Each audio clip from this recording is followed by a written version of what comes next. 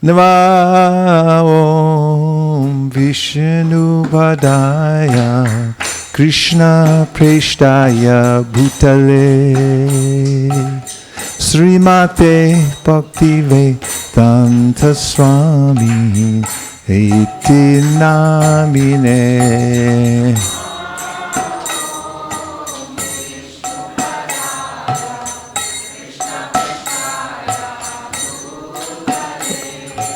Avanti, you better get up here. You got competition.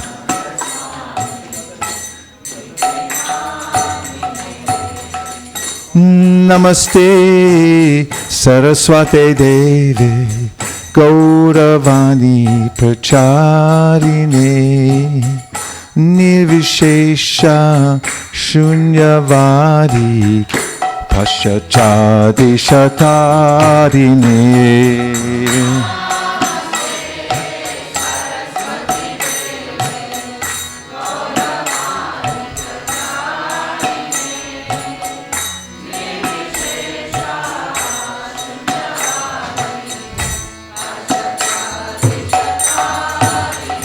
Jaya Shri Krishna Chaitanya Prabhu Nityananda Sri Advaita Gadadhar Sri Vasadi Gaur Bhakta Vrinda.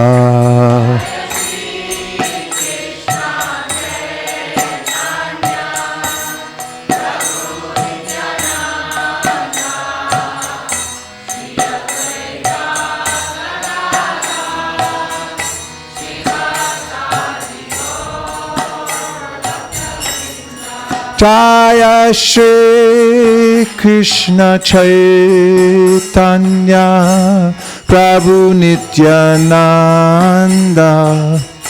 Sri Advaita Gadadhar Sri Vasadi Gaur Bhakta Vrinda.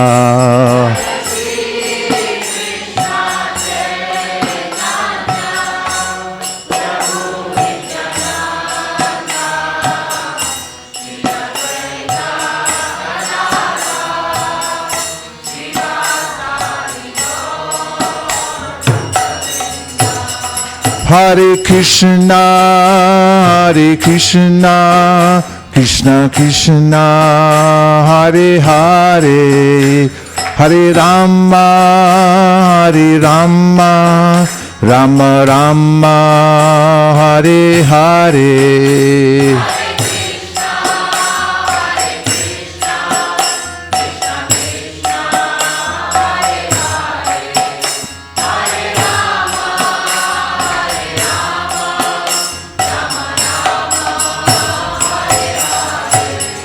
Hare Krishna, Krishna Krishna, Hare Hare, Hare Rama, Rama Rama, Hare Hare.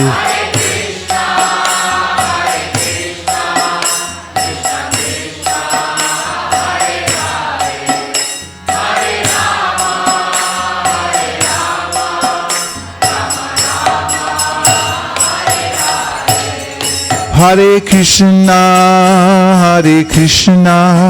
Krishna Krishna, Hare Hare, Hare Rama, Rama Rama, Hare Hare.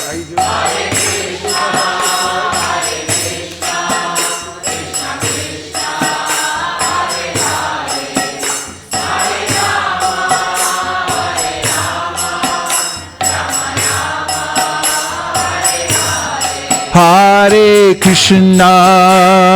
Krishna, Krishna Krishna, Hare Hare, Hare Rama, Rama Rama, Hare Hare.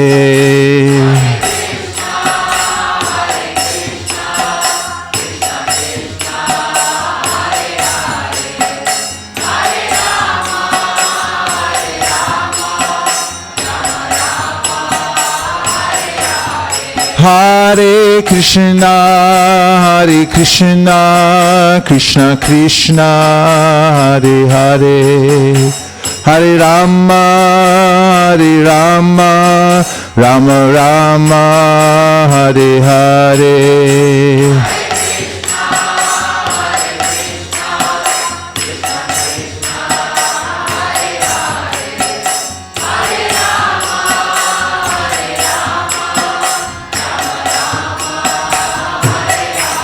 Hare Krishna, Krishna Krishna, Hare Hare, Hare Rama, Rama Rama, Hare Hare.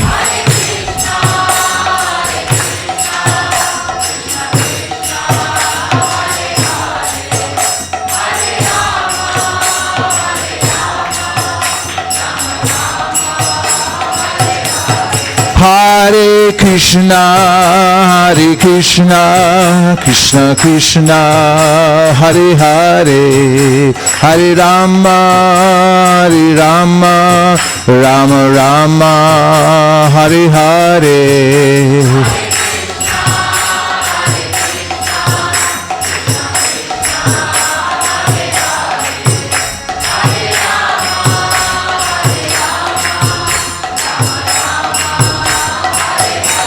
Hare Krishna, Krishna Krishna, Hare Hare, Hare Rama, Rama Rama, Hare Hare, Hare.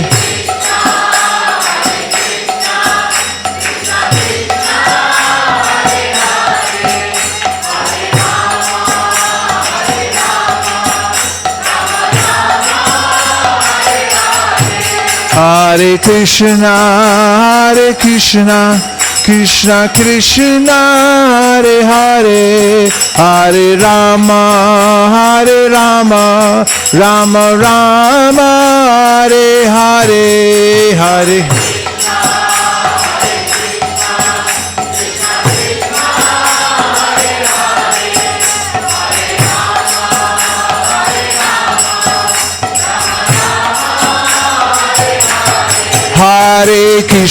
Hare Krishna, Krishna Krishna, Hare Hare, Hare Rama, Rama Rama, Hare Hare.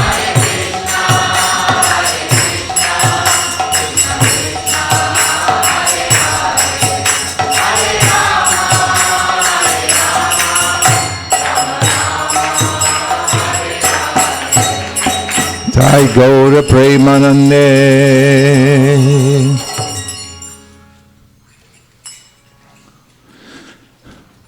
I offer my obeisances to my spiritual masters, Divine Grace A.C. Bhaktivedanta Swami Prabhupada, to all the great acharyas, and to all of you, because you're all great Vaishnavas, who are fully dedicated to chanting the holy name of the Lord, studying Srimad Bhagavatam, worshiping the deity, living the holy dham, associating with devotees, and in general, going back home, back to Godhead. So please give yourselves a hand. No small feat. And regarding the topic of Vaishnavas, recently when reading the Bhagavatam and hearing about Vidura, who shows up in various places in the Bhagavatam, first canto, third canto, 11th canto, we find that he plays a big role in explaining the path of devotional service by way of asking questions. He asked questions to Uddhava, also to Maitreya, and he's designated as one of the great devotees because Krishna himself, just as he was leaving the planet, please imagine this, that Krishna, just as he's getting ready to leave, which is a very somber chapter of his pastimes in this world, he made a great arrangement for how to leave, first taking away all his family members because they were too powerful to stay behind. They would inevitably overwhelm the world by their individual power. So he wanted to leave. He wanted all his family members basically to leave before he did. He arranged for that at Prabhas in a very unusual way, which we may say something about later. But Lord Krishna, in contemplating his leaving the world, was thinking of Vidura at the end. And Uddhava knew that because Uddhava was with Krishna just before he left the world. And Krishna was speaking about Vidura. He was thinking about Vidura. So recently when I was in Vrindavan, I was staying at Govardhan, and one day, I think it was during Govardhan Puja day, when several devotees usually pile into, it was on Govardhan Puja days. Sometimes a few of us end up piling into Keshav Bharti Maharaj's small room, a few godbrothers. And I was sitting next to Burijana Prabhu, who likes to study the Bhagavatam, which is an understatement. He's fully absorbed in that. And he mentioned something to me that's really stuck in my mind. He said, just imagine that Krishna thought of Vidura when he was leaving the world. He said, why did he think of Vidura when he was leaving the world? I said, you tell me, please. And he said, because Vidura protected the Pandavas. He did service for the Pandavas.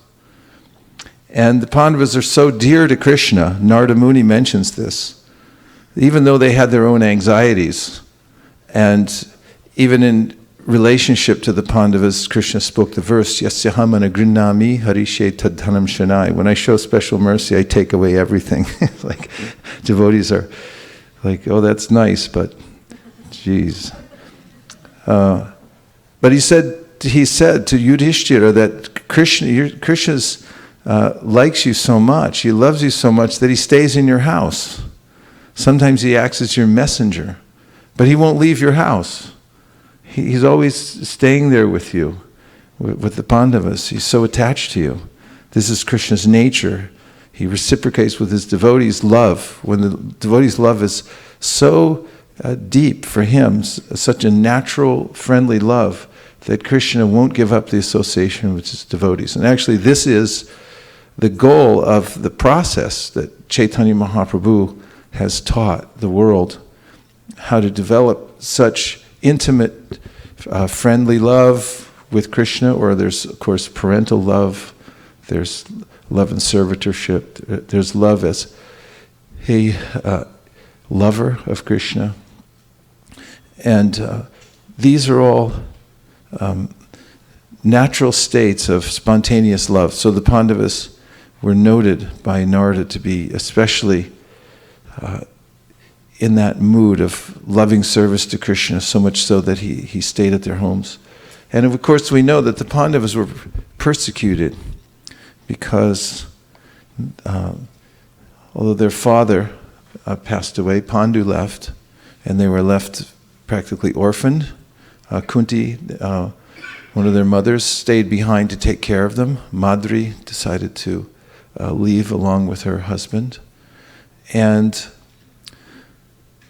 they were the rightful heirs to the throne, but Dhritarashtra had a natural inclination to push his son forward, and he wanted Duryodhana to take over.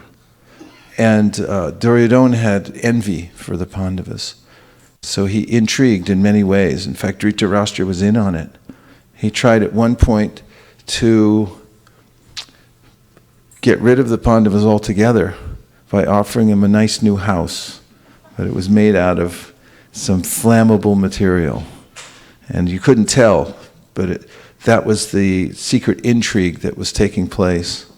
And just before the Pandavas went off to that house, new dream house he was offering them, Vidura, in code, told them that you're being sent to a place to be killed. And he told them in kind of a riddle that there are weapons that aren't sharp, but still can kill the body, but they can't burn the soul, and so forth. He told them in a coded way, because these were secret dealings that were going on. And just before the time when the house would be burned down, Vidura came and visited them and told them the date that it was going to happen, so they were able to escape. As you all know, you've read the Mahabharata, in a tunnel. Everyone, except for Vidura, thought that they had perished in the fire. And then, of course, we know that Vidura, in his own household, was considered an enemy by Duryodhana, because he always stood up for the Pandavas. He knew the right thing to do. Of course, Vidura, it's mentioned in the Shastra, was actually Yamaraj. And it's a kind of a funny story about how he was given this opportunity to go out and preach as Vidura. Because once there was he was cursed by Manduka Muni. And he asked why this had taken... The sage Manduka Muni had been arrested. That was it. He was arrested along with a bunch of other people who had stolen, but they were staying at his ashram. So never let thieves stay at your ashram. That's one lesson. And he was apprehended, and he was brought in with all these other thieves. And then the punishment was they were going to be killed with a lance. They were going to be impaled by this lance and killed. And then at the last minute, the king realized it was Manduka Muni and gave him a reprieve, and he pardoned him. But Manduka Muni thought, this is ridiculous. I'm a sage. Why should I have gone through all this? And so he went to see Yamaraj and said, "What?" Because Yamaraj helps to mete out the previous karma. So when he visited Yamaraj, he said, "Why'd you put me through this?" And Yamaraj said that when you were a young boy and you were playing around with a straw, you pierced a small ant. And therefore, you had to go through this trouble because of that. And Manduka Muni said, "That's ridiculous. I was just a kid. So, I curse you to be born as a Shudra." So, Yamaraj then took birth in the family in the womb of a Shudrani. So she was actually one of the maidservants, and Srila Vyasadeva impregnated her. So Vidura took birth in that family, but he wasn't entitled to the throne, but such children were born in that situation were given all the treatment of a regular prince. They would have land and facility and everything like that, but they didn't really get the same kind of vote that everyone else did. And Duryodhana, when observing that Vidura, who is virtue personified, he was a pure devotee, and he's Yamaraj himself, one of the great Mahajans, was insisting that the intrigue against the Pandavas stop. And he was bringing these things up inside the palace. It was palace politics. And Duryodhana became so furious with him that he threatened him. He said all his possessions should be taken away, and he should be taken out of the palace, and should be beaten until he only has his breath left, just barely alive, and you let him go. But before that could happen, Vidura walked out, and symbolically he left his bow, because he was a Kshatriya family. He left his bow on the threshold of the house, and he went off on pilgrimage and didn't come back for a long time. So, in just observing his life, there's one of the main lessons that I could see, and that really struck me was that, as Gopi Pranadhana Prabhu used to say, for advancement in devotional service, it's not what you know, but it's who you know. And if you connect yourself properly if you connect yourself to a pure devotee and you do service, despite all the other discrepancies in your life, Krishna will recognize you, and he will assist you in many ways that one could not imagine. And so this is consistent with the teachings of Sri Chaitanya Mahaprabhu to Sanatana Goswami, who, when he talked about the process of devotional service, specifically mentioned at the outset of his teachings that the way in which one comes to devotional service is by the mercy of devotees. When one gets the grace of a pure devotee, then one becomes qualified, and the qualification is faith. The only qualification in bhakti is shraddha, faith. In other paths, like jnana and yoga, there are other qualifications considered. But in bhakti, there's only one qualification, and that's shraddha. It means that you have faith, that you see something in the process of devotional service, and you like it, and you think it's good. This is the beginning of faith. People look at devotional service and say, this is a good idea. I like what these people are doing. I'd like to do it also. And that, says Chaitanya Mahaprabhu, that faith comes because of one's unknown contact with devotees, agyata sukriti. Somehow or other one comes in contact with a devotee somewhere and does something, some service. And that little bit of service, or if one does it repeatedly, accumulates. And the accumulation of that results in the birth of Shraddha. This is also mentioned in the Brihat Naradiya Purana, and Bhaktivinoda Thakur quotes at the beginning of Jaiva Dharma. He talks about how by accumulating what's called Bhakti Unmukhi Sukriti, means pious credits that are based on connection to pure devotees. If you get enough of that, it wakes up this shraddha or faith in devotional service. And it may have happened in a previous lifetime.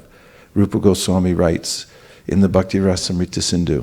In fact, he says this is why someone is attracted to devotional service, because in a previous life he or she has come in contact with devotional service, and that seed has been planted, and the shraddha awakens. And so it comes about, how? By association with devotees. And Mahaprabhu quoted this verse, Sadhu Sangha, Sarva Shastra Koi, Lava Matra, Sadhu Sangha, Sarva Siddhi Hoy. That you can attain perfection by association with sadhus, those who are fully dedicated to the process of devotional service. They're pure devotees. That's their goal in life, is to please Krishna and the Vaisnavas. And it doesn't take much, even just a little touch of that. How little? A lava matra means a fraction of a second. And if one has that, then it's a great asset, and then the devotional service begins to awaken. Mahaprabhu also quoted a couple more verses from the Bhagavatam, which are almost identical verses. One comes in the 5th canto and another in the 7th canto. 7th canto, Prahlad Maharaj says, Naisham matistava arukramangrim sprishartyanartha pakamo yadartaha mahiyasam tava rajobhishekam nishkinchananam navranita yavat. He says that only if you're able to get a bath. What kind of bath do you get? A special abhishekam. You know, we've seen abhishekam here, where we pour all kinds of substances on the deity, bathe the deity. But he says that the kind of bath that you need to take is by getting the foot dust of a Vaishnava and smearing it all over your body. This is the abhishek. It's called Rajobhishekam, because Raja means the dust, right? So if you get the dust from the feet of a Vaishnava and you smear it on your body, then he said, then you can get qualification for devotional service. That allows you to advance. And similarly, in the 5th canto of the Srimad Bhagavatam, we have another verse that's similar. Who's speaking this verse, the 5th canto? Avruhuganai tapasa nayati, the chejaya nirvapanad grihadva, the chandasad, agni jalagni suryar, vina mahatpadarajopi shekam. So he names Maharaj Rahugana when being examined in speaking it to Maharaj, to Jad Bharat, says that that's, without getting Vina Mahatpadarajoprishekam, again he says, without getting the foot dust and bathing in it of the, is it Jad Bharat saying this verse? Rahuganaitat. Okay, so without getting the foot dust of the pure devotees of the Lord, you can't make advancement. You can't advance in devotional service. You can put it up. Rahuganaitat tapasanayati. And previous to that, Rahuganaitat tapasa, he says you may perform all kinds of tapasya. Nachejaya nirvapanad grihadva. And he names that you might be celibate your whole life. You might renounce the world. Nirvapanad grihadva. You might be a perfect grihasta. Then he says, you might be a yogi who goes up to the mountains and sits in cold water up to your neck in the freezing winter. Some yogis do that just for fun. Or sometimes they sit in hot fire. They take these extreme measures because they want to detach themselves completely from the material concept of life. And it takes a lot of grit to do those kinds of things. I mean, it's practically unimaginable to those who are used to driving around in a luxury automobile and then going back to a luxury home. Practically every home in the West is a luxury home. We have air conditioning and heating, and we have running water, indoor plumbing, everything delivered to our house in the next day, or your money back. And so many things. This is practically unimaginable. But he says that all of those kinds of austerities will not get one bhakti. You can't get bhakti by that. You can't attract the Lord's attention by doing those kinds of austerities. He said there's only one thing, and that is that if you serve a Vaishnava. If you serve the Vaishnava, and that's what it means to take the foot dust of the Vaishnava, you have to find a Vaishnava, and then you have to serve a Vaishnava. May I have the Laghu Bhagavatamrita, please? I know we have one, because we started with 900 copies. I mean, I hope there isn't one left, but if there is, I'd like to look at it. Because the first 3/4 of the Laghu Bhagavatamrita, how many devotees have read that so far? In your spare time, during your lunch break? Okay, one devotee, that's good. I do recommend it. The first half of the Laghu is a little bit technical. Don't be dissuaded. Just plow through. It's like parikram. When you go in parikram, you got a little gravel, you got to keep walking. And after a while, it turns smooth again. So get through it. And in the last part, and maybe Srivas Prabhu has read you these parts, but it's relevant to what I'm saying right now. In the second part, there's only 2 parts in this book. The second part is called Sri Bhaktamrita. And this is Rupa Goswami emphasizing the importance of serving a Vaishnava. He starts off by saying, obeisances to those who relish loving exchanges with Sri Krishna. Then he says, the worship of Mukunda is obligatory. So also, to avoid intractable blame is the worship of his devotees. What do you avoid? That's pretty heavy, intractable blame. I mean, there's some kind of blame you can get yourself out of, but this is intractable. If you worship the Lord, fine. But if you don't worship his devotees, you're blamed. You're not off the hook. Number 2, he says, as stated in the Padma Purana, when Vaishnavas serve Lord Hari, they must also serve personalities such as Markandeya, Ambarish, Vasu, Vyas, Vibhishana, Pundarika, Bali, Shambhu, Prahlad, Vidura, Dhruva, Dalbhya, Parashara, Bhishma, and Narada. A person who fails to do so will encounter severe sinful reactions. Should I keep going? Is this too heavy? Keep going? Okay. And in the Hari Bhakti Sudodaya, those who worship Govinda but not his devotees do not receive Lord Vishnu's mercy. They can only pretend. Number 4. In the Uttarakanda of the Padma Purana, quote, of all kinds of worship, the worship of Vishnu is supreme. But greater than that, dear goddess, is the worship of his devotees. 5. Also in the same Padma Purana, one who worships Govinda without worshipping his devotees cannot be a devotee. The scriptures call such a person a mere pretender.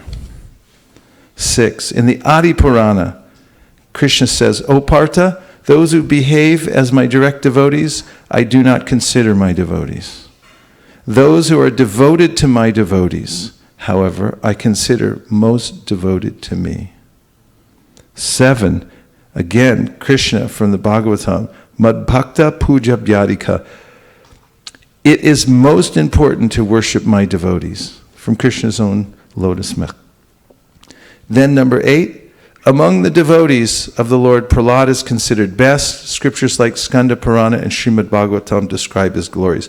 From that point, he begins telling the different gradations of devotees, starting with Prahlad Maharaj. As this is a summary of the Brihat Bhagavatamrita. How many of you have read that?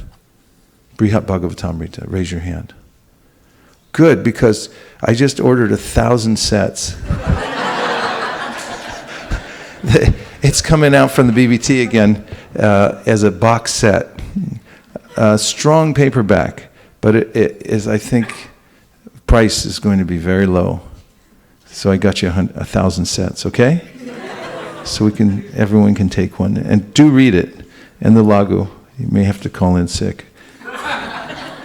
These are very potent verses, and these are standard in the teachings of Sri Chaitanya Mahaprabhu and his devotees. One must learn the art of serving the devotees of the Lord. And in Chaitanya Mahaprabhu's pastimes, as I was thinking about this principle, I remembered the devotee Kalidas, whose goal it was to take the remnants of food from every Vaishnava in Bengal. That's a pretty big goal.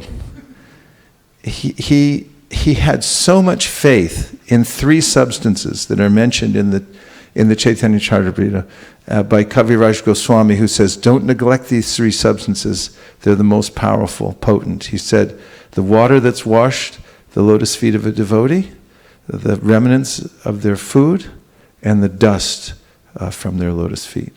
These 3 things. So Kalidas went everywhere in Bengal, and he would take the remnants either by permission or by tricks. And then he gives an example of how Kalidas went to Jadu Thakur's house. And he brought with him some beautiful mangoes. And he offered them. First he went in and he said, my dear Jadu Thakur, I have a request now that I'm in your home. Would you please place your lotus feet on my head? And Jadu Thakur said, I'm not even fit to be your servant. I could not possibly do that. So he said, please would you give the remnants of these mangoes? You please take them and then I'll wait and then you give them. He said, I cannot do that either. So Kalidas gave him the mangoes, thanked them, and then went outside. But did he go home? No. He hid. in the bushes. And he waited until Jadu Thakur had offered those mangoes to Lord Govinda, and he and his wife had taken those mangoes, opened them up, had licked them, sucked them, ate them, and then what was left, you know what's left? Skin pulp and everything like that, wrapped up in a banana leaf, right? So Jadu Thakur's wife took it outside, and there's a service ditch out there where you throw all the leaf plates. It was before plastic. And the clay cups and all those kinds of things. And, the other animals would be out there taking. But Kalidas was waiting outside, and when he saw those mango remnants go flying into the ditch, and Jadu Thakur's wife went back inside, he came out from hiding, and he took them. And with great relish, he licked and sucked those remnants, and took them with great relish, because he was thinking, these are the remnants of a pure devotee, and therefore I'm getting this special mercy. And so one day, when Chaitanya Mahaprabhu was washing his feet before going in the Jagannath temple, which was a daily ritual, and there was also an injunction given by Mahaprabhu that no one in the three worlds could take that water. He didn't want anybody coming near and doing such thing. Kalidas boldly came forward and held out his hand once, twice, thrice, and he took the water and drank it. Boldly, right there. And then Mahaprabhu turned around and said, enough. And Kaviraj Goswami says, Mahaprabhu allowed Kalidas this special access because he knew that Kalidas had faith in Vaishnavas. He knew that about him. He knew that he had faith in the power of the association of Vaishnavas. So he gave him special consideration. And when Sanatana Goswami was hearing from Chaitanya Mahaprabhu, the first thing Mahaprabhu told him again and again was, we start our devotional service by coming in contact with pure devotees, even when we don't know what devotional service is, and they nurture us. It's their kindness and the way that they engage us that brings us along. And as we're advancing in devotional service, we're sustained by that association of the Vaishnavas. And in perfection, we take full shelter of the Vaishnavas. So we can see from the life of Vidura and from these other devotees this important formula of becoming a servant of the Vaishnavas, of taking shelter of Vaishnavas. This is the main principle that Chaitanya Mahaprabhu taught, that we have to do that. And also, if one tries to perform devotional service but neglects the devotees, then that kind of devotional service is called pretense. It's not accepted by Krishna at all, because the devotees are most dear to him.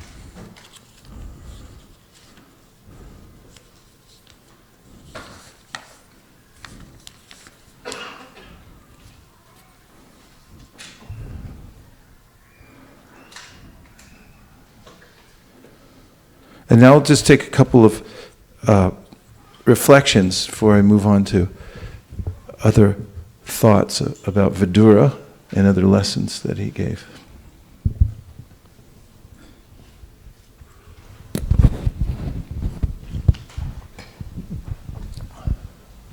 I have a question. So you mentioned about the serving the Vaishnavas and serving the devotees. So natural tendency is that the devotees we associate closely with, it's so easy that we reach out and we serve them. But sometimes, how do we develop the tendency to serve all in one at the same time? All in one means? I mean, to each and every one, because we kind of close to a few of them and we just continue serving them, but instead we have a larger community, we want to make sure that how we connect with each and every one and serve them, not just the small group. I just want to know the practical, because it's easy to appreciate or serve the Vaishnavas when you are in touch with them. But sometimes it takes quite a lot out of you to make sure that you reach out to other devotees and Vaishnavas? So wanted to hear practical. We may not have the capacity to reach out to every Vaishnav, although Kalidas tried to be in contact. But one thing is that we should develop a deep appreciation for Vaishnavas. One way or another, have an appreciation. We talked about this the other night from the teachings of Rupa Goswami, in which he says in the Upadeshamrita, Krishneti yasya giritam manasadriyeta tikshasti chet pranati bishta bhajantamisham shushushaya bhajan vignam ananyamanya nindadi shunyam ritim ipsita sangalabhya. We have appropriate ways of appreciating Vaishnavas. For those who just say Hare Krishna, then in our mind we worship them, we appreciate them, we think this is a great Vaishnav. And then for those who have taken initiation, means they've made a vow that I'm going to chant Hare Krishna the rest of my life, no matter what. For those people, you take a little more trouble. You make an obeisance, you get down and offer obeisances to them.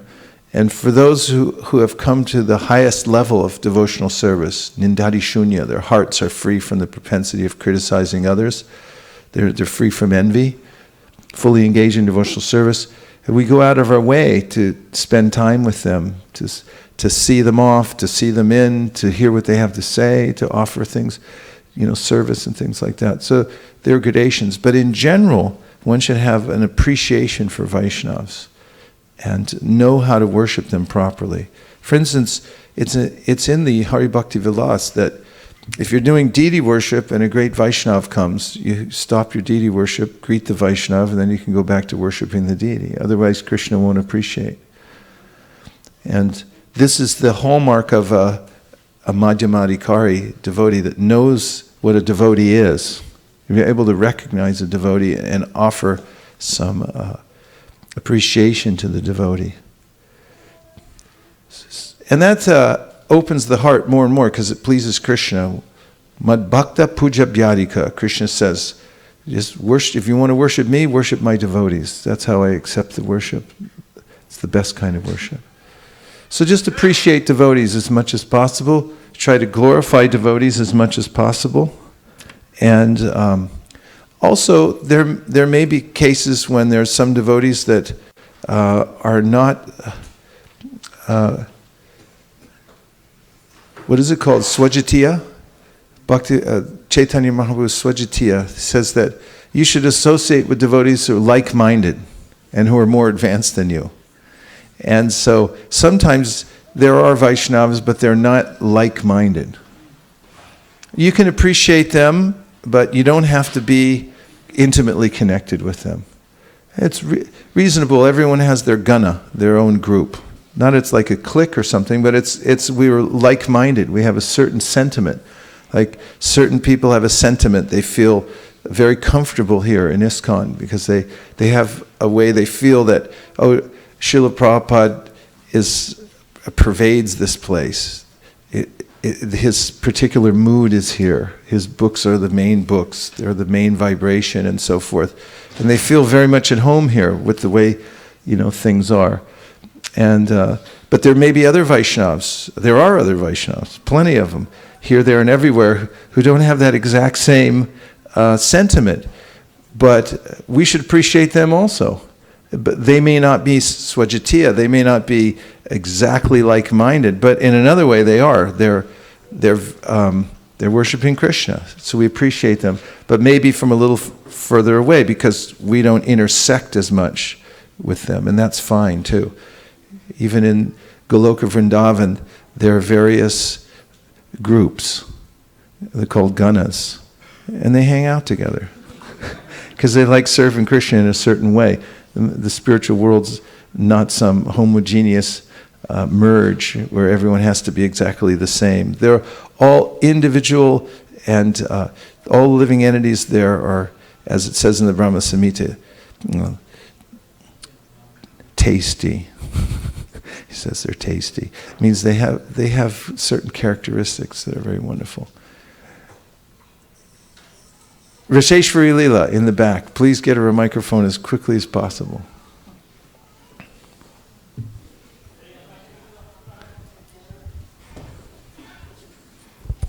Hare Krishna. I had a question too. So one thought comes to my mind when, supposing we are serving, Krishna as different groups, there are chances that we unintentionally offend another group. And if they take offense, then does Krishna forgive us because it's not intentional? Well, if you offend a devotee, go to the devotee and ask for forgiveness. And if you can't find him, then you pray to Krishna to help to rectify the offense. Or if they've already left the planet, then you try to do something. Especially, it's mentioned in the Srimad Bhagavatam that the devotee doesn't get offended. Devotees, they're really hard to offend. You bump into them, they're like, oh, sorry, hope that wasn't too hard on you. But the doolies, the personified foot dust of the devotees, become annoyed if you bump into their Prabhu. So you see also, sometimes there's an exalted devotee that has a lot of followers, and the person himself might just like, that was nothing. The followers are kind of like, who does he think he is, That's our Prabhu. So you have to go to you have to go to the doolies and say, I'm sorry. And so it's important to move in the world in such a way that we're non-offensive. Like when you walk through a crowd, you make sure you don't step over people. This is characteristic of the devotee's mentality. Is aware of the environment. You walk through and it's like, please make a little crack here so I don't step over you. I don't want to offend you. It doesn't matter who it is. You don't step over. And similarly, if you bump into somebody, you watch devotees. If they even slightly tag somebody, then they're like this, sorry. They turn around and make sure. Of course, if it's during Kartik, in the Vrindavan Mandir, that's a different bhav. Those Vrindavan ladies will plow you down and not look back. But we should take that as a blessing that I just got slammed by a Mataji from the Dham. And if it leaves a bruise, all the better. But for ourselves, we should be careful how we move in the world. And even if we're in a different gana, we're in a different group, we should appreciate the fact that people are chanting Hare Krishna, that they're trying to spread Krishna consciousness. After all, Prabhupada talked about, even there was one of Srila Bhaktisiddhanta Saraswati Thakur's godbrothers, who was at odds with Srila Bhaktisiddhanta Saraswati Thakur. They had a major spiritual disagreement. In fact, some of Prabhupada's disciples went there and in early days, and they were, getting some things from him, like bhajan tunes and all kinds of stuff. And I saw the letter that Prabhupada wrote to one of them. He kept it in his house, and Prabhupada said, that this personality is a pure devotee in his own right. But because he has a disagreement with my spiritual master, you shouldn't go there because it's a different mood. And you maybe have some misunderstanding. So very respectfully, but from a distance, it's pure devotee in his own right. That's how the letter opens up.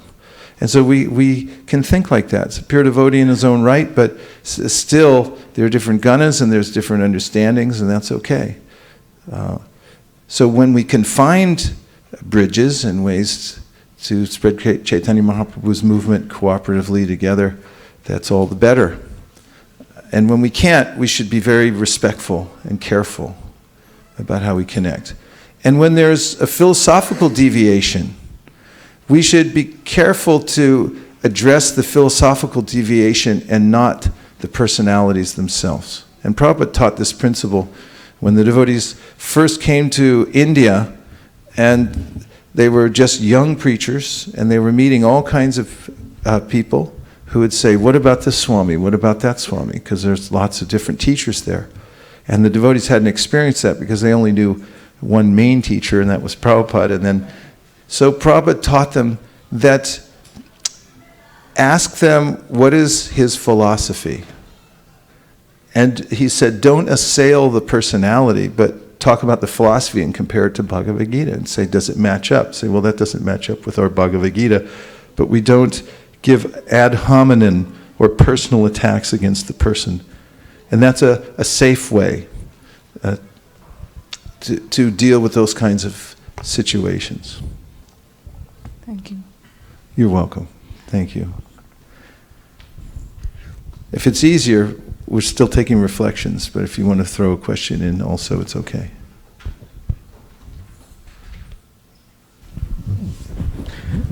Thank you, Maharaj, for sharing your the realizations with the Horijan Prabhu. It was very instructive for us, those who for service, that how Lord Krishna remembered at the end Vidura, and the reason also that why he remembered, because he served the Pandavas.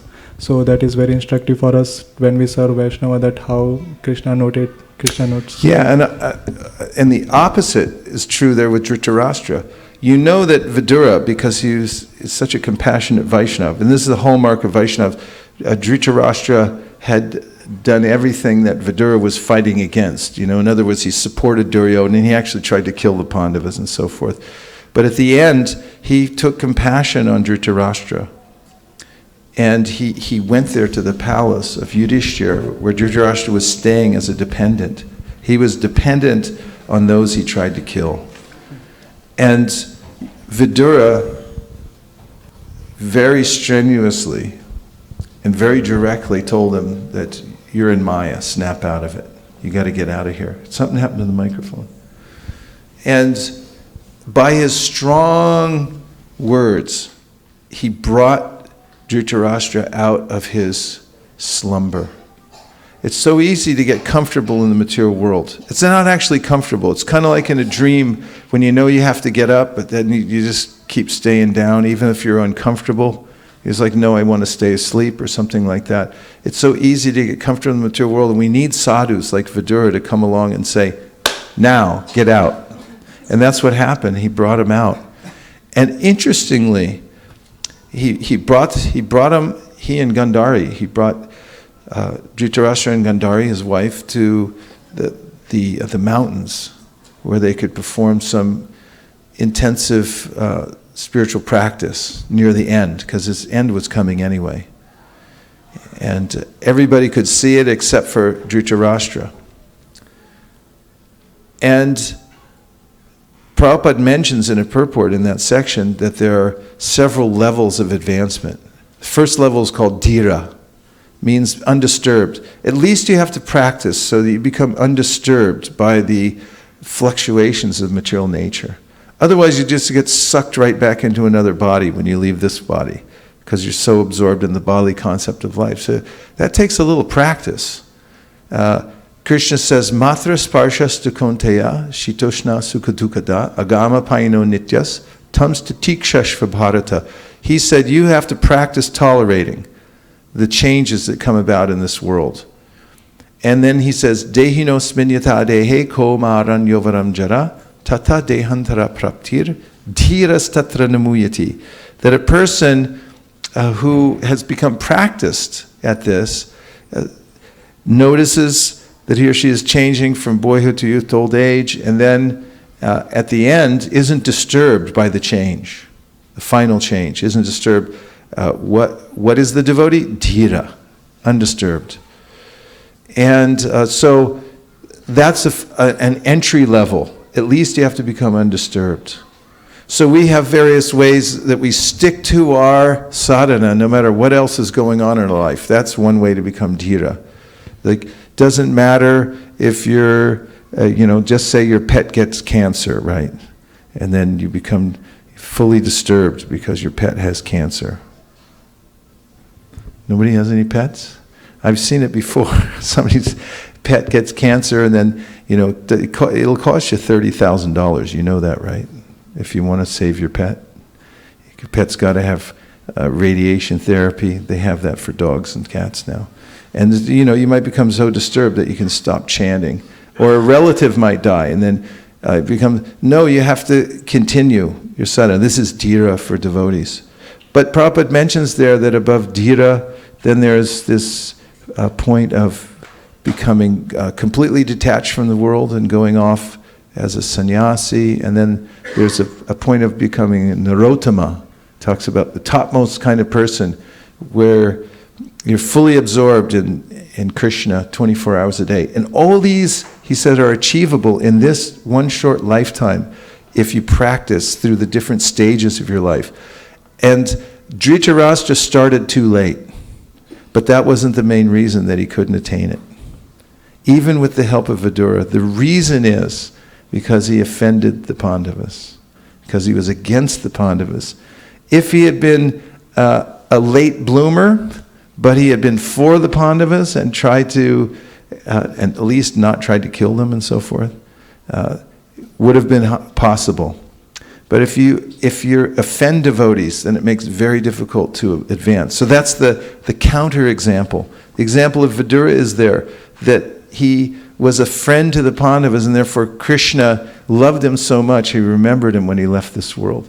And Dhritarashtra, because he was against the Lord's devotees, it wasn't possible for him to advance very far, even though he had the direct help of Vidura at the end. So that goes to this whole point, that it's not what you know, it's who you know. And if you take shelter of pure Vaishnavas and serve and make their mission your mission, then you can have grand success in spiritual life by that basic principle. Because other ways of advancing may be a little out of reach, but that's within the reach of everybody.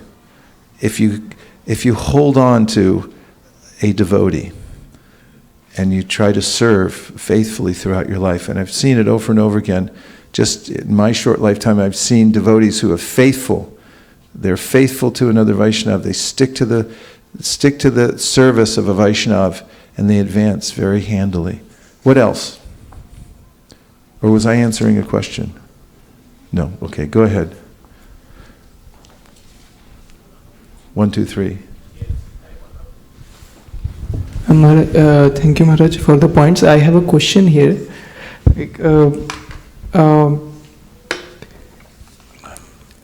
As you said about the first level, that the Dhritarashtra could not attain it because he offended the Pandavas, how to understand that Lord is not partial?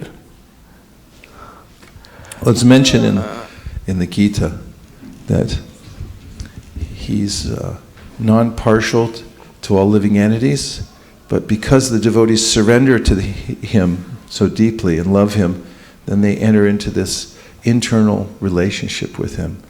That's by the internal energy. In fact, give me 9:30 in the Bhagavad Gita, 9:29.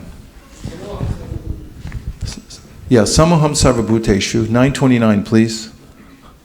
Within 7 seconds or less, or our money back.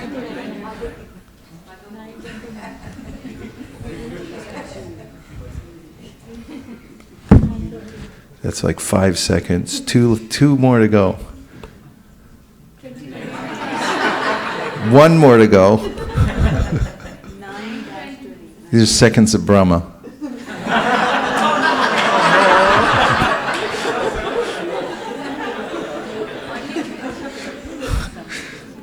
As if we give a hard time to the pundit in the booth. Okay, give him a hand there. This verse answers the question, and let's hear Prabhupada's beautiful words. I envy no one, nor am I partial to anyone, Krishna says. I'm equal to all, but whoever renders service unto me in devotion is a friend, is in me, and I am also a friend to him. Purport, one may question here that if Krishna is equal to everyone and no one is his special friend, then why does he take a special interest in the devotees who are always engaged in his transcendental service? But this is not discrimination, it is natural. Any man in this material world may be very charitably disposed, yet he has a special interest in his own children. The Lord claims that every living entity, in whatever form, is his son, and so he provides everyone with a generous supply of necessities of life. He is just like a cloud which pours rain all over, regardless of whether it falls on rock or land or water. But for his devotees, he gives specific attention. Such devotees are mentioned here. They are always in Krishna consciousness, and therefore they are always transcendently situated in Krishna. The very phrase Krishna consciousness suggests that those who are in such consciousness are living transcendentalists situated in Him. The Lord says here distinctly, Mayite, they are in me. Naturally, as a result, the Lord is also in them. This is reciprocal. This also explains the words Yeyata mam prapadyante tams tataiva bhajamyaham. Whoever surrenders unto me proportionately, I take care of him. This transcendental reciprocation exists because both the Lord and the devotee are conscious. When a diamond is set in a golden ring, it looks very nice. The gold is glorified, and at the same time, the diamond is glorified. The Lord and the living entity eternally glitter, and when a living entity becomes inclined to the service of the Supreme Lord, he looks like gold. The Lord is a diamond. The Lord is a diamond. The Lord is a diamond, and so this combination is very nice. Living entities in a pure state are called devotees. Let's read that together. Isn't that nice? Living entities in a pure state are called devotees. That's really simple, and it sums up the philosophy very nicely. The Supreme Lord becomes the devotee of His devotees. If a reciprocal relationship is not present between the devotee and the Lord, then there is no personalist philosophy. In the impersonal philosophy, there's no reciprocation between the Supreme Lord and the living entity, but in the personalist philosophy, there is. The example is often given that the Lord is like a desired tree, and whatever one wants from this desired tree, the Lord supplies. But here the explanation is more complete. The Lord is here stated to be partial to the devotees. This is the manifestation of the Lord's special mercy to the devotees. The Lord's reciprocation should not be considered to be under the law of karma. It belongs to the transcendental situation in which the Lord and His devotees function. Devotional service to the Lord is not an activity of this material world, it is part of the spiritual world where eternity, bliss, and knowledge predominate. Om Tat Sat. Who else had a point? And if that didn't answer your question, just read the purport 2 more times when you get home. I was going to say the same thing, that association, how important it is. All of us, most of us, if not all, are here in Krishna consciousness because we got association of some devotee somewhere or other. Yeah, it's so powerful association. We can also notice too, as we're sharing Krishna consciousness with others, that over time, the association has a way of rubbing off. After all, any qualities that we have, we attain through our association. In fact, in the beginning of the 17th chapter of the Bhagavad Gita, Krishna says that every living entity is made of is in the present state, in the way the body and mind is made up, is made of the modes of material nature. And Krishna says we have a certain kind of faith. In fact, he says you're made of your faith. And the way we think, the way we eat, the way we move in the world, all our intentions are because of the modes we've acquired, Krishna says. And then he says we've acquired those modes by our association with others. And so the great science of Krishna consciousness is to put oneself in the best association possible. In fact, it's something that one can pray for. Please give me the best association possible, the intelligence to recognize it when it's there, to not be envious, to take full advantage of it when it's available. Because after all, you can get good association and then be so envious that it's like, no thanks. Because I'm not in the center, I don't want to have anything to do with this. But if we can avail ourselves to good association, even if we are illiterate or not very competent in other ways, then we will advance in devotional service. And by the same token, again and again the Shastra says we should avoid bad association. And when Chaitanya Mahaprabhu was asked, what is a Vaishnava? One of the things he said was, asatsanga tyag e Vaishnavachar. He said a Vaishnava is somebody who gives up asatsanga. That means people who like the material world and think it's a good idea to try to get ahead here. Either they think that there's some way to be comfortable or happy in the material world, And if not in this planet, then they're aspiring for a planet where they can live for so long that they think it's forever.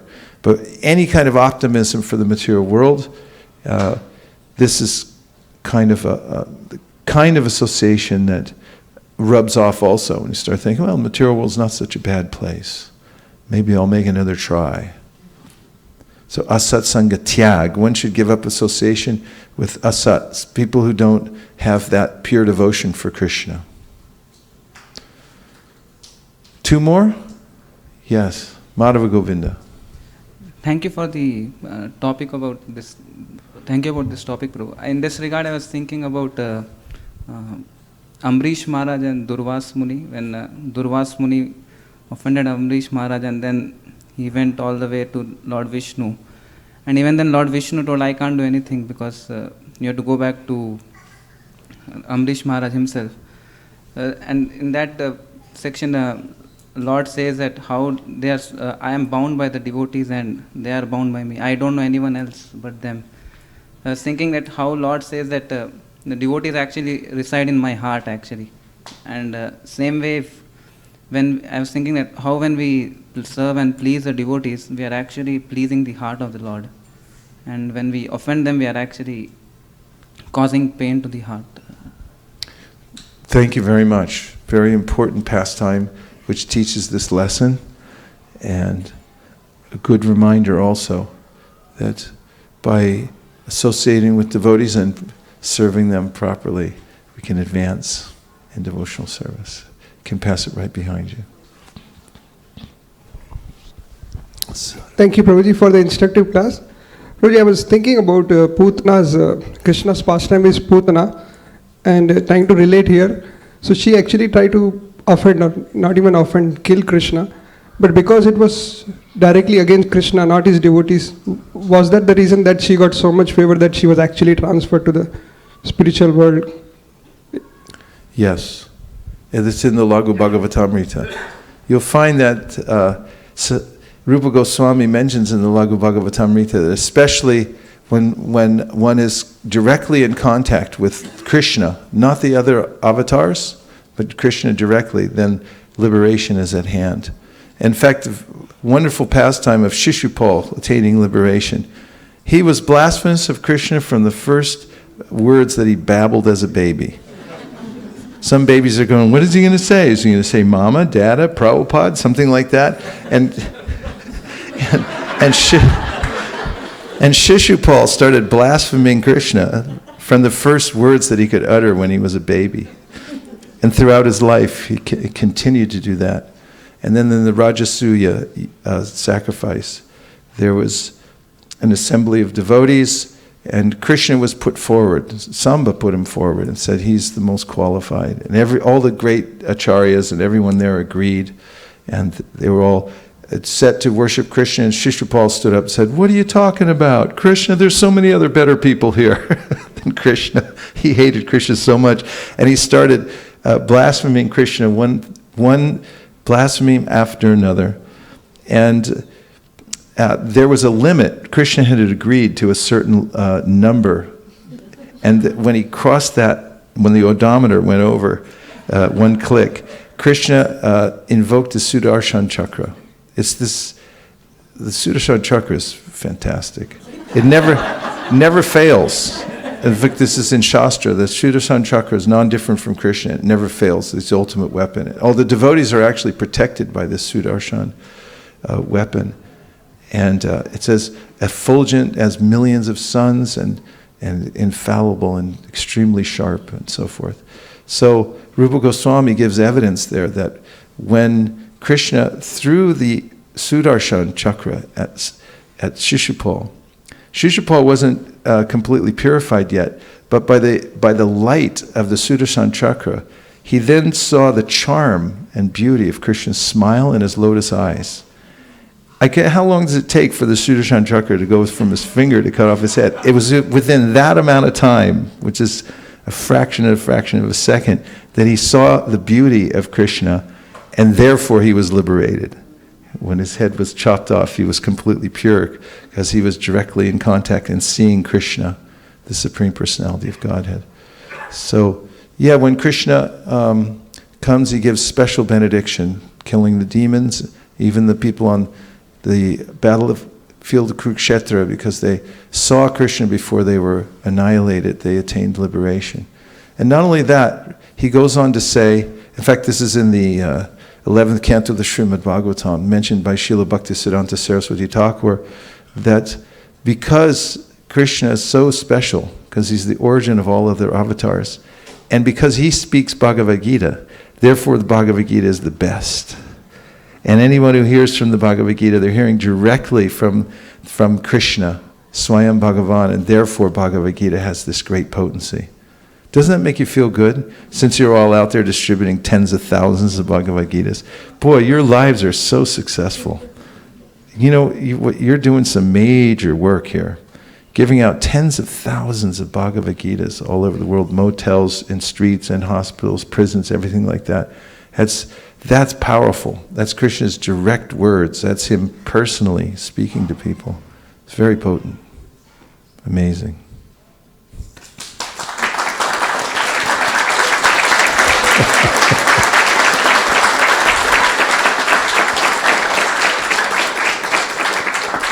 They would try to do some major damage in this lifetime. And you know, it's one of those things, you figure out what the acharyas were into, and then you get into that. Figure out what Bhaktivinoda Thakur, Srila Bhaktisiddhanta, what Srila Prabhupada was really into. Find out something that was their preoccupation. Now, book distribution, inarguably, that's why I took time to write a whole book about it, so it would be kind of cemented in that there are many things that Prabhupada was interested in, obviously, because he had such huge capacity, because he was empowered. But book distribution, sure bet. You concentrate on that, you know, Shushu Shro Shradhanasya Vasudeva Kataruchi Syan Mahat Seveya Vipra Punya Tirtana Shevana. Hold on to something like that. Make it your career. Do like other people do in corporations where they try to get to the top and see how many I don't know, what are they trying to sell? Stuff, all kinds of stuff. But if you get into this product and you make it your main goal in life to increase it on behalf of Krishna, the blessings are unlimited. And it's a way this is one of the ways to be in contact, to stay under a pure devotee, is to find the service. In fact, mentioned in the second canto of the Srimad Bhagavatam, in the section of the Chatur Shloki, Prabhupada makes the statement that the direct order of the Lord is a manifestation of his internal potency. It is by that potency that one comes to see the Lord face to face. So if you can get an order, like Prabhupada did from his spiritual master, you know, he went to see his guru, he was dragged there by a friend who said, no, this one's different. Because Prabhupada had seen so many sadhus come to his house, because his father indiscriminately brought sadhus over to bless him. He'd bring them over and give them whatever they wanted. So he even had a hookah there for the ones who wanted to smoke a little ganja. He'd provide them, it just pleased them in whatever way, and then say, okay, whatever it is you're into, whatever thing, you bless my son. Make him a devotee of Radharani, please. Just give him that blessing. That was his main thing, you know, bringing them all in. And Prabhupada had seen all kinds of wild sadhus, you know, come in there. And so when he heard there was another one in town, he was like, no thanks, I've seen it. And his friend said, no, this is different. And you can tell when somebody's different. The vibration is completely different. So his friend said, you come. So he practically said he dragged me. And he came there, and Prabhupada offered obeisances, as he knew was customary, but before he could even come all the way back up to sitting, his guru was already giving him an instruction. He just, as he was sitting back up, you should be preaching in the West. You speak English, you spread this all over the world. I mean, it just came out of him. And Prabhupada took it right out of the air. That's where you take it. Right there, you just grab it and say, I got this. Now, that's how you follow a Vaishnava. Take the instruction, take the service, and hold on to it, and then it grows. And you grow, and then your connection grows deeper and deeper and deeper. It's not so much the vapu, the direct bodily association, but it's the vani. And if you take the instruction, then the association is very direct and powerful.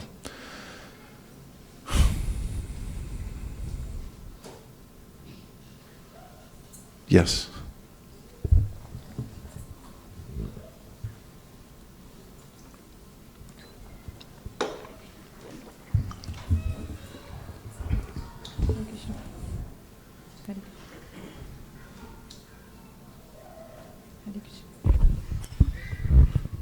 Don't we have more. Hare Krishna Prabhuji. When you were saying about Bhagavad Gita being the direct instruction of Krishna, yesterday we went door to door and we met a nice person who was very philanthropic. He was saving dogs. He was actually building schools for children in India and many places. And when we asked him to take a Srimad Bhagavatam set, he was saying, I'm not interested in reading. I am not connected to that so much. And many things we said, still he did not take the Bhagavatam. And in the end, we told him the story about how Bhagavad Gita was placed in motels and hotels. And one person, how he was saved from committing a suicide in the motel. And next day he came to the motel owner and said, you saved my life.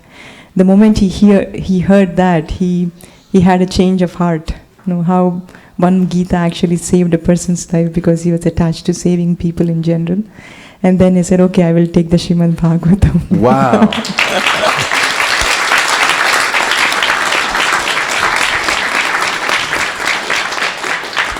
Yeah, we were talking yesterday about, because Vaikuntha Nayaka Prabhu brought it up about, well, what if you force somebody to give something? And there is a mention in the Madhurya Kadambini by Vishwanath Chakravarti Thakur that some people come to Krishna consciousness because of the forceful preaching of Vaishnavas. And they weren't thinking about surrendering, but the devotees so eager to get them to do it that they forcefully present the philosophy, and that somehow they're just, they snap into it. They become suddenly transformed by the strong preaching. It does make a difference. The vibration is out there. That's why we do it. And that's why the devotees prepare themselves to be pure enough to go out and have that kind of impact. In fact, it's mentioned that Chaitanya Charitamrita, Balabhacharya said, when he saw Chaitanya Mahaprabhu and how he was affecting everyone around him with Krishna consciousness, that only somebody who's empowered by Krishna can do this. So that's the greatest work, is to take this as one's life and soul and then go out and help transform others. This is topmost work. Krishna is most pleased by this kind of activity, and especially when it's done as a group. That's Sankirtan, when everyone cooperates together and everyone's brought in closer. The devotees are empowering others to do more service, because partly they know that if people get service, then they'll advance. Jayananda was famous for that. You'll hear many stories about how he was always looking to get somebody to grab a hammer. He'd be out on the street. He'd go, hey, can you hold this for a second? And next thing, yeah, just nail that in. I'll be right back, and they come back. He'd do the other one. And, 3 days later, the guy's out there. It's like, what are you building here anyway? And 2 weeks later, he bet Ratha Yatra dancing. In fact, we know Maharaj Das and Jiva, they were friends. I think they were in the same gang or something. And they were in Sacramento, and they came in contact with Jayananda Prabhu. It was like in a parking lot or something. And Jayananda showed up at their house the next morning and cooked them breakfast. They woke up, there was somebody in their house, and they're cooking. And, it's like, here, I'm going to feed you, He just take care of him. They both became great devotees. And so, the devotees think like that, how to fulfill Krishna's desire, the prerogative of the devotees. Hansapriya.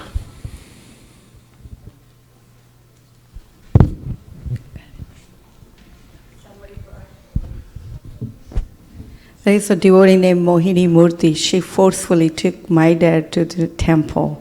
And because Indian men generally, they don't cook, and my mom had gone to her parents' place. So my dad had to eat dinner. So she forced him on the name of a dinner.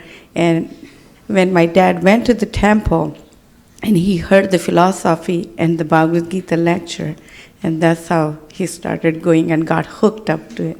It's good it was Mohini Murti too, right?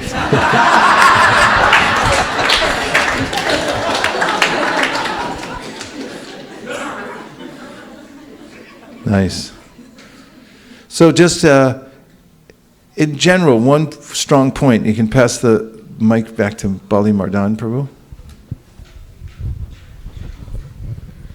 So same thing as you mentioned about the forceful preaching. Yesterday we are distributing books, and we are at one place. He's from Odisha, and we are trying to say there yes and no for half an hour for us distributing the Srimad Bhagavatam.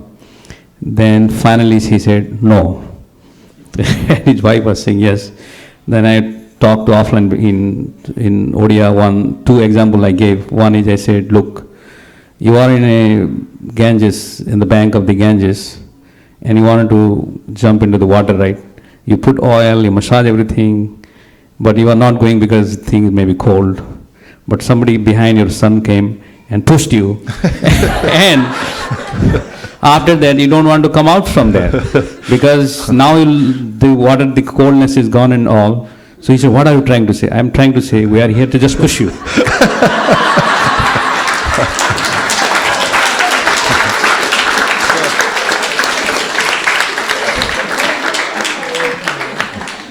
Then he said, I'm writing $250 check. Thank you. Haribol.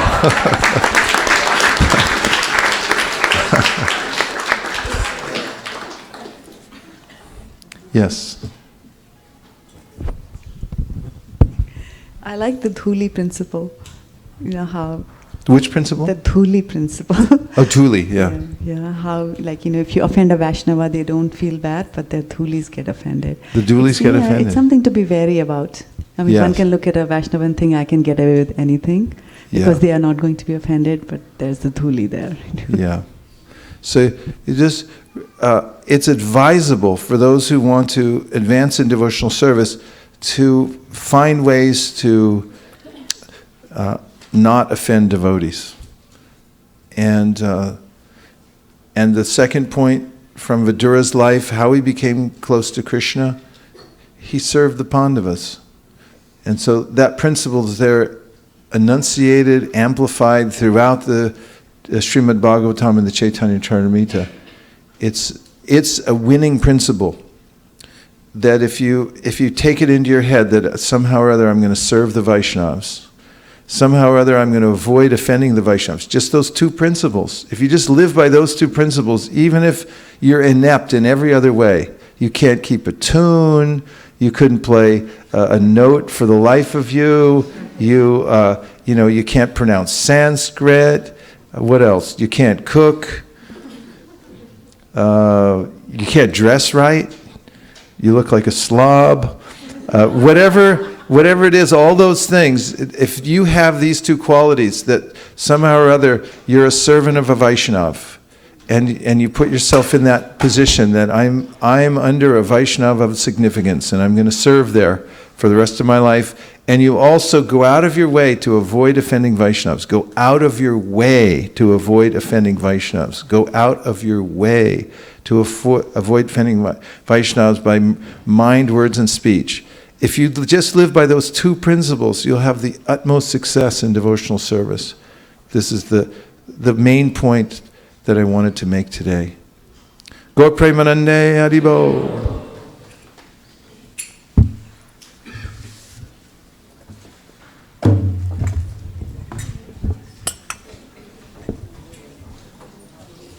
What are we doing? Huh?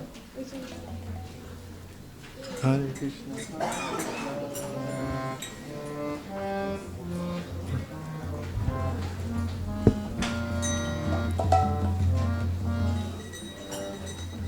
Hare Krishna, Hare Krishna, Krishna Krishna, Hare Hare, Hare Rama, Hare Rama, Rama Rama, Hare Hare.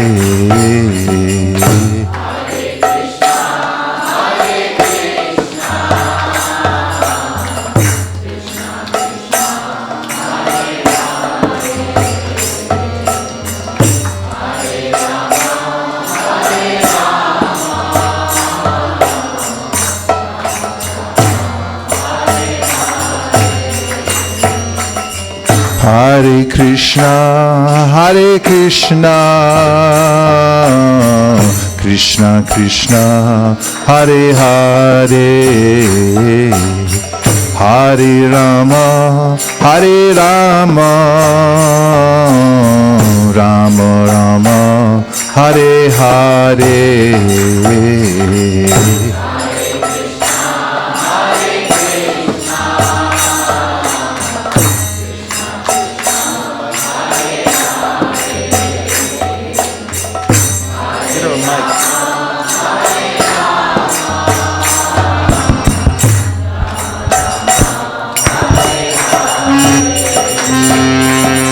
Hare Krishna,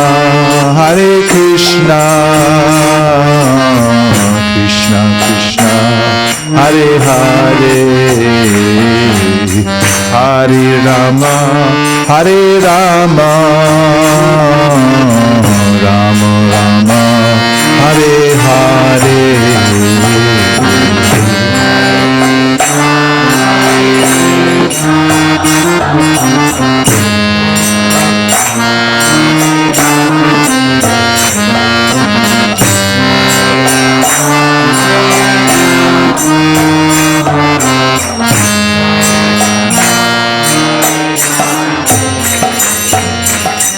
Hare Krishna, Krishna Krishna, Hare Hare, Hare Rama, Rama Rama, Hare Hare.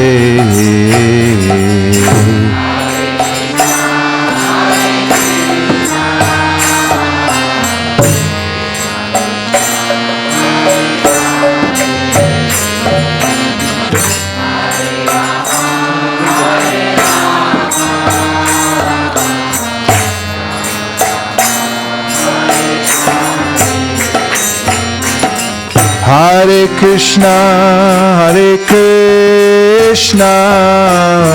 Krishna Krishna, Hare Hare,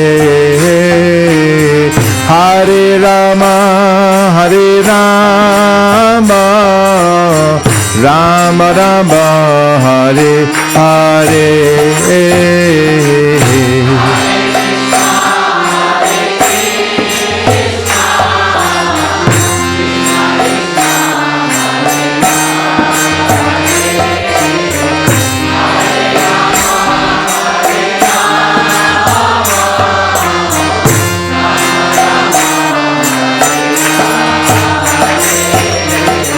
Hare Krishna,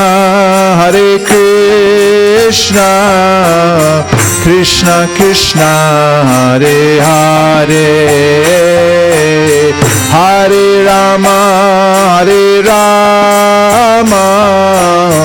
Rama Rama, Hare Hare.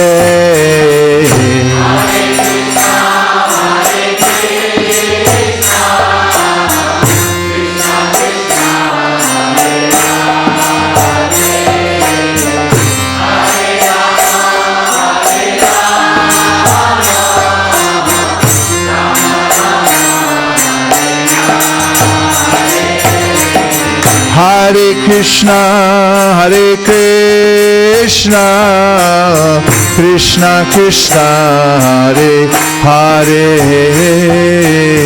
Hare Rama,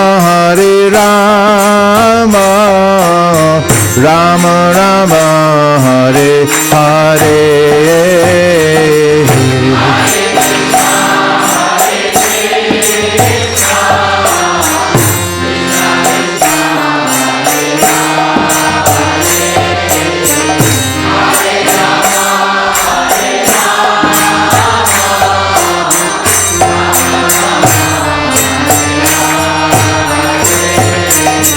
Hare Krishna, Krishna Krishna, Hare Hare, Hare Rama, Rama Rama, Hare Hare.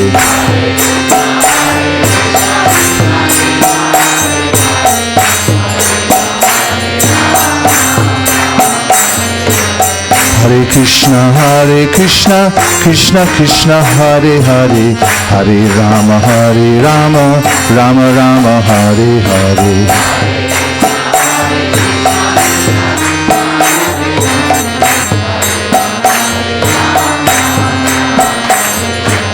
Hare Krishna, Krishna Krishna, Hare Hare, Hare Rama, Rama Rama, Hare Hare.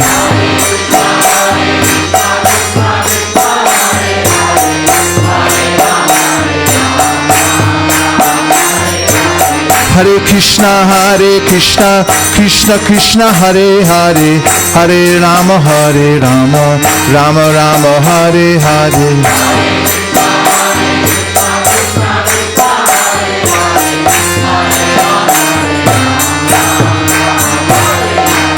Hare Krishna, Krishna Krishna, Hare Hare, Hare Rama, Rama Rama, Hare Hare.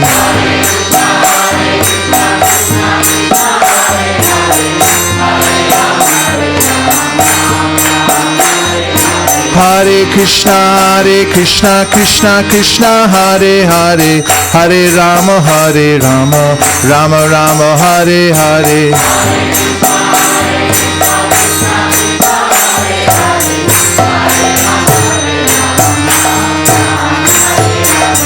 Hare Krishna, Krishna Krishna, Hare Hare, Hare Rama, Rama Rama, Hare Hare.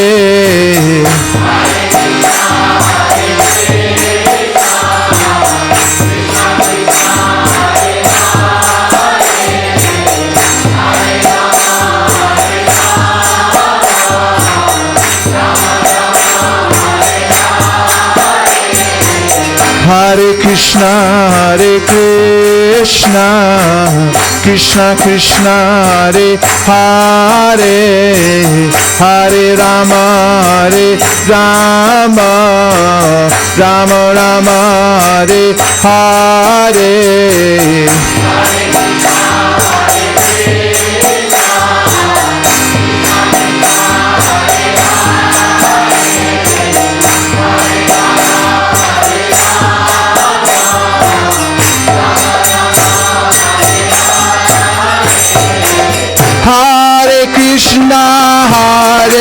Krishna, Krishna Krishna, Hare Hare,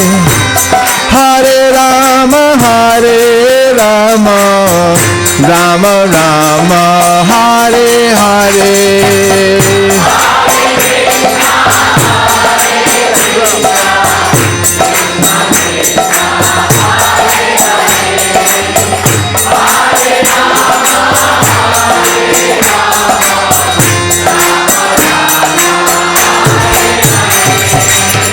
Hare Krishna, Krishna Krishna, Hare Hare, Hare Rama, Rama Rama, Hare Hare.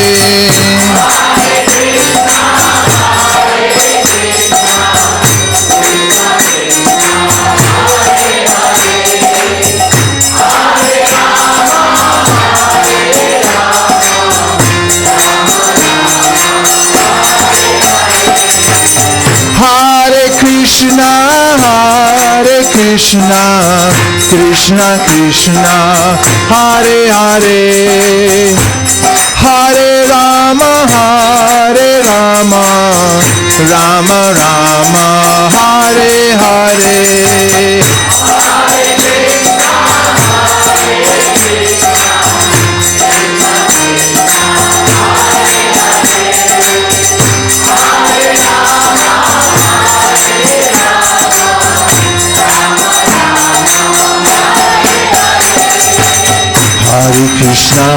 Hare Krishna, Krishna Krishna, Hare Hare, Hare Rama, Rama Rama, Hare Hare.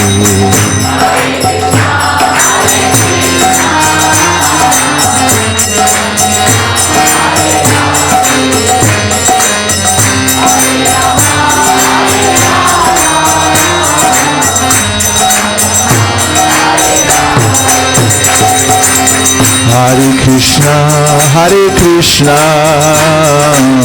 Krishna Krishna, Hare Hare, Hare Rama, Hare Rama, Rama Rama, Hare Hare.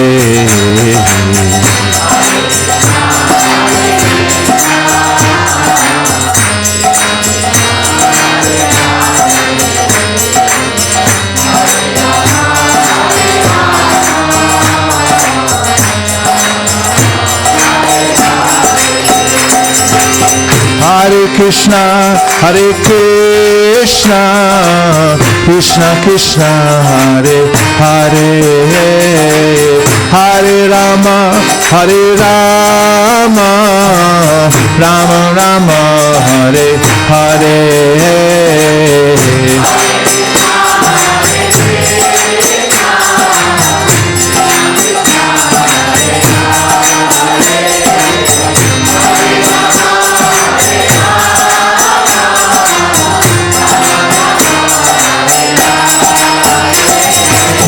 Hare Krishna, Hare Krishna, Krishna Krishna, Hare Hare, Hare Rama, Hare Rama, Rama Rama, Hare Hare.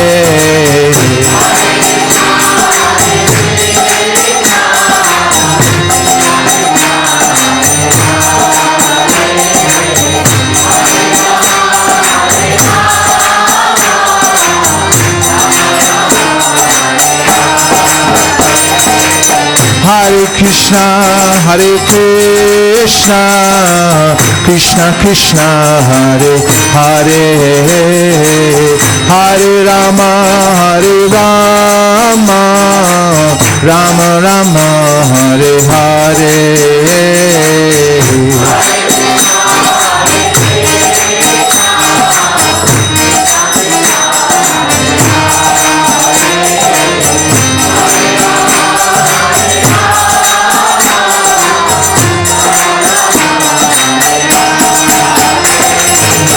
Hare Krishna, Krishna Krishna, Hare Hare, Hare Rama, Rama Rama, Hare Hare.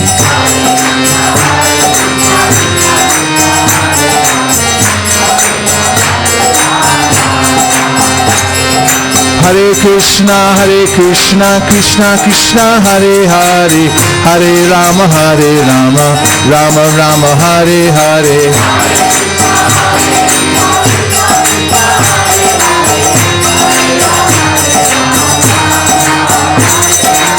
Hare Krishna,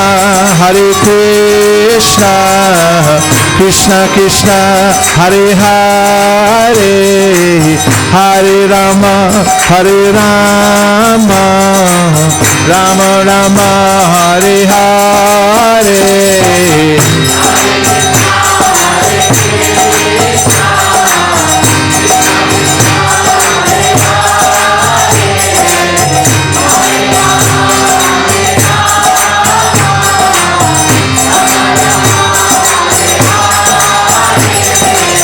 Hare Krishna, Krishna Krishna, Hare Hare, Hare Rama, Rama Rama, Hare Hare.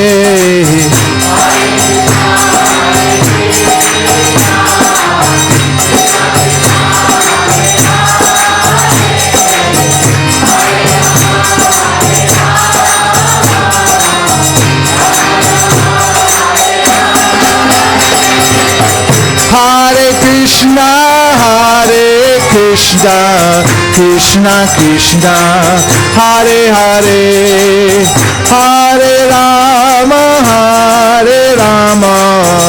Rama Rama, Hare Hare.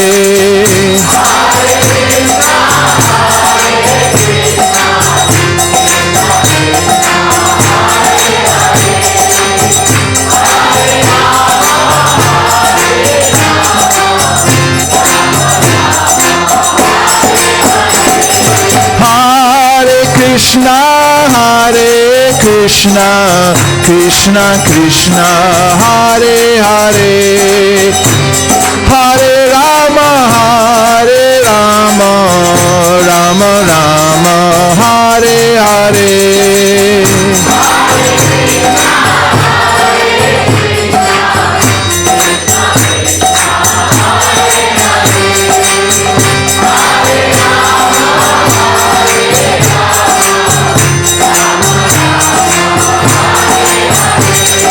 Hare Krishna, Krishna Krishna, Hare Hare, Hare Rama,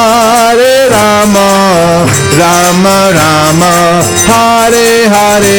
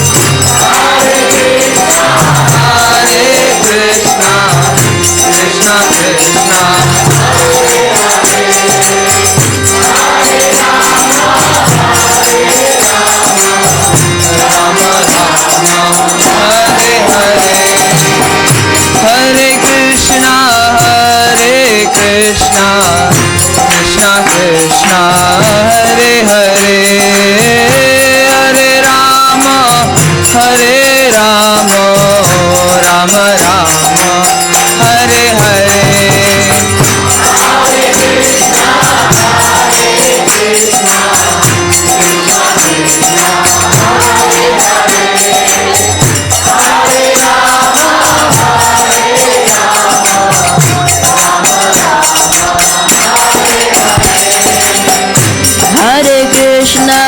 Hare Krishna, Krishna Krishna, Hare Hare, Hare Rama, Rama Rama, Hare Hare.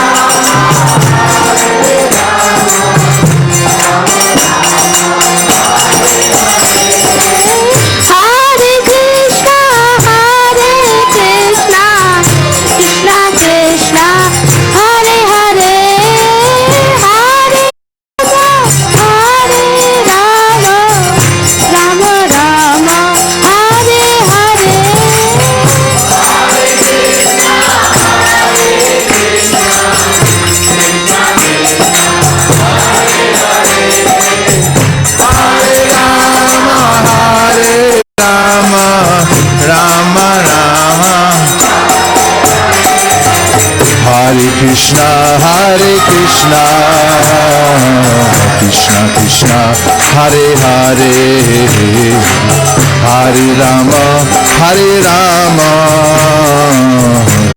Rama Hare Hare, Krishna, Hare Hare, Hare Rama, Hare Rama, Rama Rama, Hare Hare.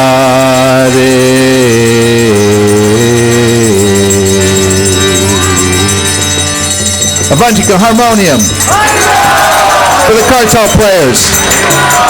Let's hear it for the kids, for the Hare Krishna singers, for the Hare Krishna dancers.